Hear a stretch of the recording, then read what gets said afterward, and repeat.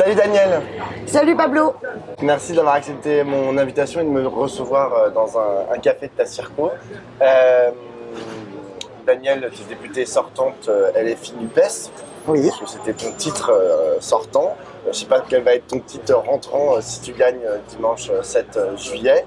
On va revenir sur ta campagne localement, mais d'abord ton avis en fait sur plus général sur ce qui est en train de se passer en France pendant cette campagne. On voit que le Rassemblement national et globalement l'extrême droite est en très forte dynamique. Aujourd'hui, ils sont crédités à plus de 35% dans les sondages. Certaines projections de certains instituts les donnent même avec une majorité absolue à l'Assemblée nationale le 7 juillet. C'est quoi ton regard sur ce qui est en train de se Je suis passer? extrêmement inquiète. Je suis très inquiète Pablo parce que là on est vraiment sur un moment historique. Il faut absolument tout faire pour que l'extrême droite ne prenne pas le pouvoir en France. En plus l'extrême droite majoritaire à l'Assemblée, vu les institutions de la Ve République, j'ai très peur de ce que ça représente. On voit en plus là depuis la dissolution qu'il y a vraiment un racisme qui s'est lâché, qui s'est légitimé. Franchement, je suis très inquiète des conséquences. Regarde les débats à la télé, regarde toute cette polémique là sur les binationaux. On voit le vrai visage. L'extrême droite raciste dans ce pays, il ne faut pas qu'elle prenne le pouvoir. Elle est raciste, elle est LGBT-phobe, elle est anti-féministe. Et par ailleurs, elle est antisociale. Regarde leur accord avec Ciotti, on voit qu'ils ne retirent rien de leur programme raciste, réactionnaire, liberticide. Mais en plus, sur les droits sociaux des travailleurs, c'est rien. Ça veut dire quoi? C'est-à-dire qu'ils remettent tout en cause. Ils n'augmenteront pas le SMIC. Ils ne s'attaqueront pas à la retraite. Ils ne s'attaqueront pas au profit du capital. Donc, on va avoir une situation d'une politique antisociale catastrophique pour notamment les allocataires du RSA, les chômeurs. Ça va être pire qu'avec Macron. En fait, Macron a préparé cela, ce chaos, mais avec un racisme en plus. Et moi, franchement, dans cette circo, je suis dans le 20e militante depuis fin des années 90. Tu vois, j'avais porté les batailles pour le droit de vote des résidents étrangers, contre les expulsions de jeunes majeurs sans papier. J'avais soutenu les grèves des travailleurs sans papier.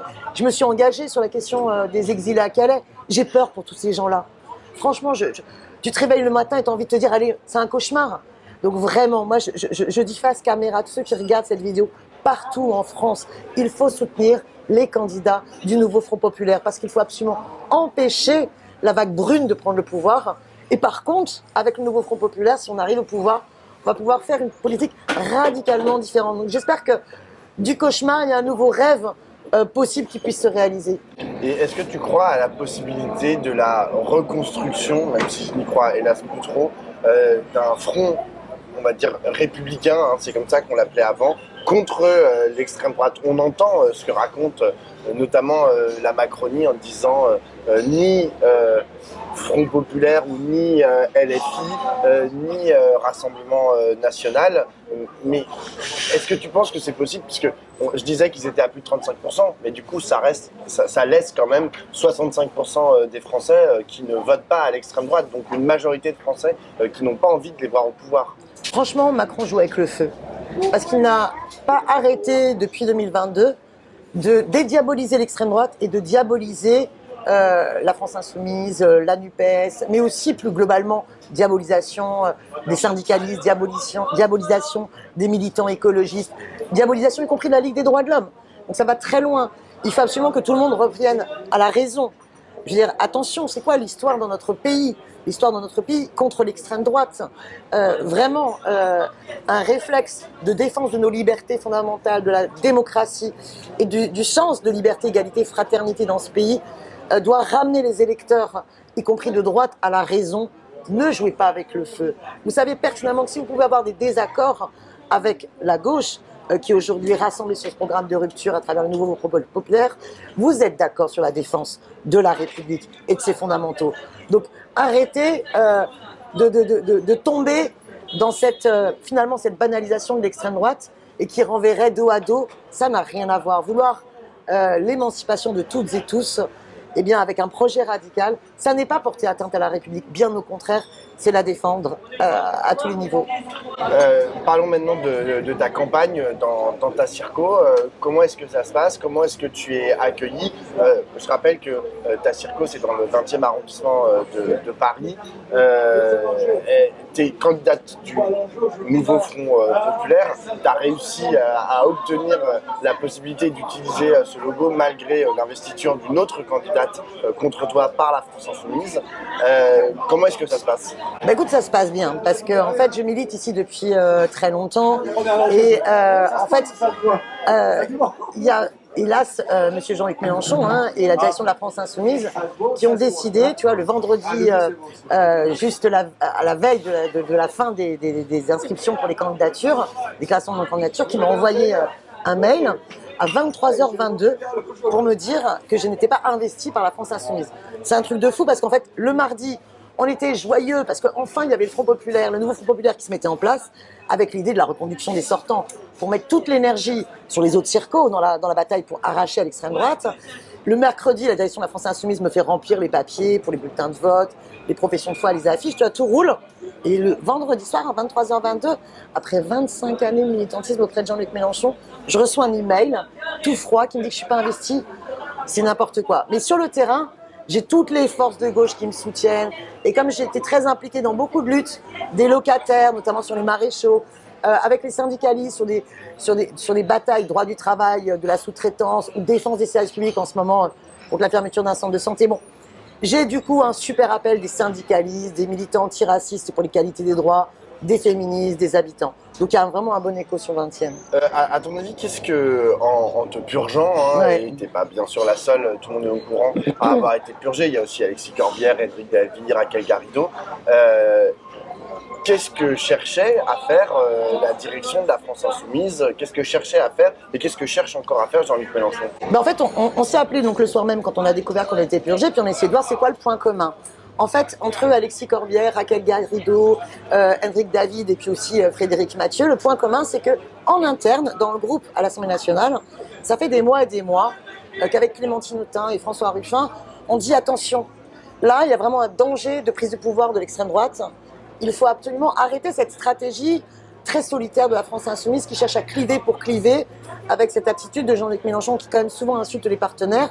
Il ne faut pas insulter l'avenir, il faut au contraire développer une stratégie unitaire sur la base du programme de rupture de la NUPES. Et c'est au moment où cette stratégie est mise en œuvre à travers le nouveau Front populaire que Jean-Luc Mélenchon nous purge. Alors, il n'a pas purgé Clémentine Autain et François Ruffin parce que je pense que ça devait trop se voir. Parce que quand même, c'est des figures quelque part qui peuvent être des figures présidentiables. Donc, il ne voulait pas se cramer peut-être là-dessus, mais il purge ceux qui sont les premiers soutiens en fait de cette démarche-là stratégique, au moment où cette stratégie se met en place.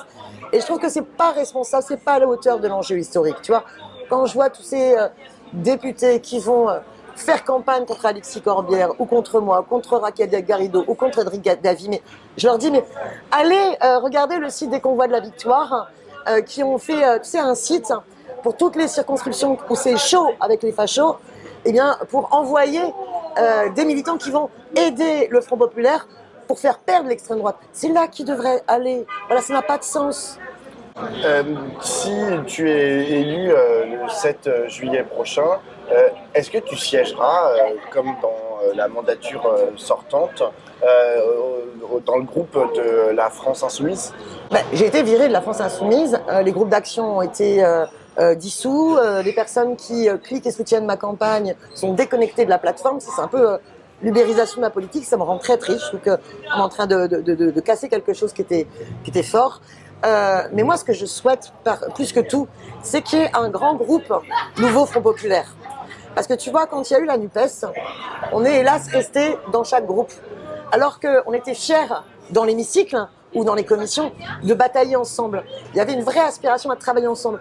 Et moi, à chaque fois que j'ai eu un sujet à porter, que ce soit la commission d'enquête sur les Uber Files, la bataille sur les retraites, ou par exemple la bataille pour le droit de mourir dans la dignité, ou dernièrement, je voulais faire un groupe de travail pour la reconnaissance de l'autre 8 mai 45, c'est les massacres en Algérie. Eh bien, À chaque fois, le réflexe, c'est alors, on va voir avec qui on va bosser, côté groupe communiste, groupe écologique, groupe socialiste et France Insoumise, parce que c'est ensemble qu'on est fort.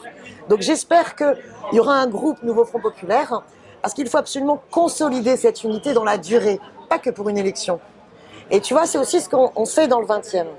Là, dans le 20e, ce qui est vraiment extrêmement fort, c'est qu'il y a à la fois tous les partis de gauche qui me soutiennent dans l'arrondissement, hein, donc le groupe, le parti communiste, écologiste, Génération, même le NPA, et il y a aussi énormément de syndicalistes, énormément de militants associatifs pour l'égalité des droits, les solidarités avec les migrants, l'antiracisme, la lutte contre l'antisémitisme, les féministes, enfin tu vois, et en fait, on a fait dans cette campagne des agoras citoyennes avec beaucoup de monde, et ça exprimait vraiment cette volonté d'être ensemble.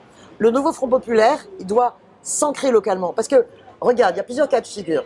Soit tu as ce qu'on ne veut pas, le pire, l'extrême droite au pouvoir. Il va falloir être sacrément solidaire, sacrément soudé pour qu'il y ait une protection de tous ceux qui vont en prendre plein la gueule. Vraiment, ça va être déterminant. Donc on a besoin de ce Front Populaire ancré localement. Mais sinon on gagne.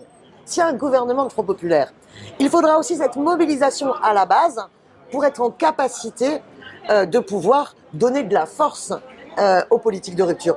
Parce qu'en face, je veux dire, que ce soit les fachos, que ce soit les ultralibéraux, hein, le CAC 40, le patronat, ils vont pas se laisser imposer une politique contre leurs intérêts sans agir. Donc cette mobilisation à la base, pour moi, elle est en plus constitutive de mon militantisme. Voilà. J'ai une dernière question, Daniel. On voit aujourd'hui la Macronie, le président de la République, le Premier ministre et pas mal de responsables politiques de cet extrême centre agiter le chiffon rouge des risques de violence à la suite du deuxième tour des élections législatives, que ce soit l'extrême droite qui prenne le pouvoir ou que ce soit le Nouveau Front Populaire qui ait une majorité. Qu'est-ce que tu as à répondre à ça? Est-ce que tu penses que ce risque est avéré? Ben en fait, oui, il est avéré. Mais je vais te dire de quel risque on parle. J'avais commencé en début de l'interview, tu vois, à te parler de tous ces militants d'extrême droite qui se lâchent, qui tiennent des propos racistes, pas simplement dans les réseaux sociaux planqués, mais dans la rue, qui insultent les violences des groupes aussi LGBT-phobes. Moi, j'ai très peur de cela, de cette montée de tension de l'extrême droite dans ce pays.